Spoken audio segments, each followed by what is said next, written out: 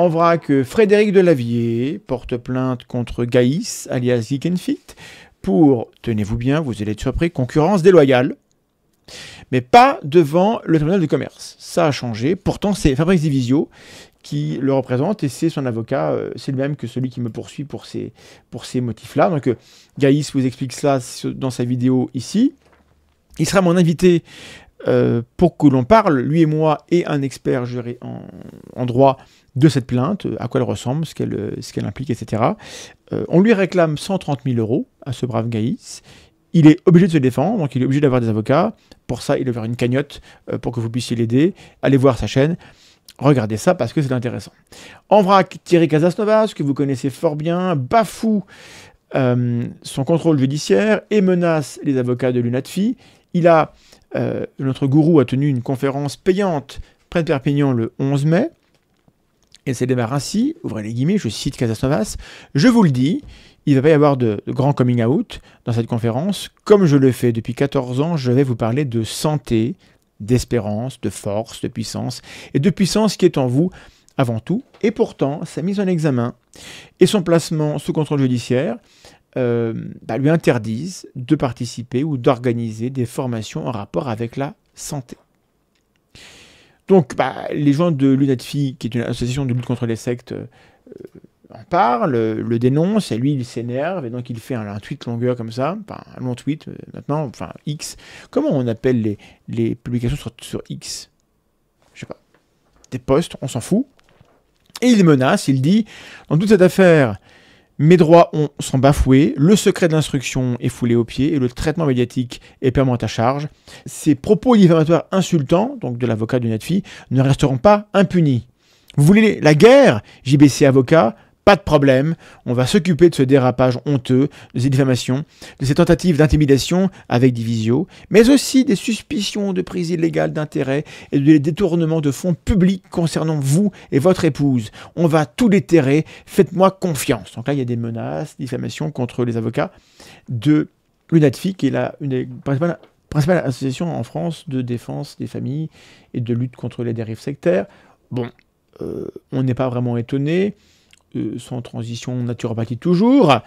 Le 26 avril 2024, le tribunal administratif d'Orléans a rejeté la requête d'Éric Gandon, le naturopathe autoproclamé, qui visait l'annulation d'un arrêté interdisant sa pratique à Noyant de Touraine, en Indre-et-Loire. Là, je vous lis l'article de France 3, Val-de-France. L'homme est mis en examen pour homicide involontaire depuis le 12 janvier 2023, suite au décès d'une de ses adeptes pendant un stage de jeûne hydrique. Jeûne sec, extrêmement dangereux.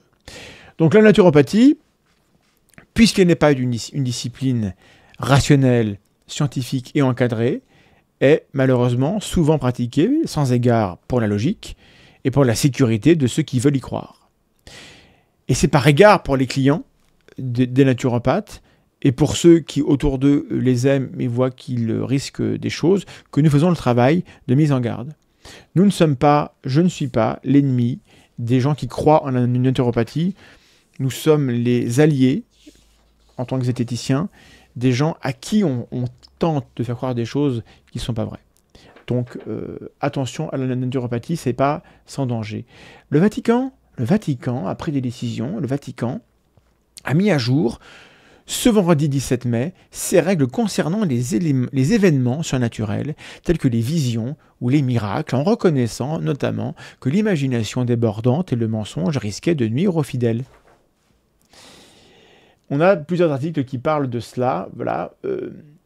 Il y a des nouvelles mesures, il y a 6 nouveaux critères pour être plus critique par rapport à ces événements-là, pour qu'on évite d'y croire. Alors, je vous lis un autre extrait de rcf.fr. Le Vatican a publié le 7 mai dernier de nouvelles normes pour les phénomènes présumés surnaturels. Désormais, l'Église renonce à reconnaître les faits extraordinaires, sauf cas exceptionnels directement décidés par le pape lui-même. Il n'y a plus de miracle.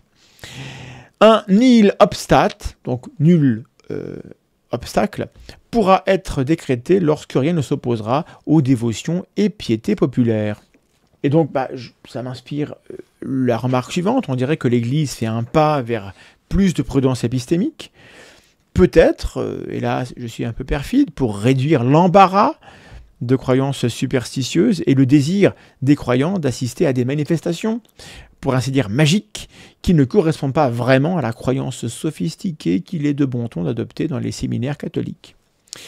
Ces sujets-là, on pourra les aborder lors de l'émission La tronche est à vous, sur le paranormal, et ce qui pourrait constituer des preuves de paranormal. Restez branchés, réabonnez-vous, activez la cloche. J'ignore la date, mais ce sera dans le courant du mois de juin.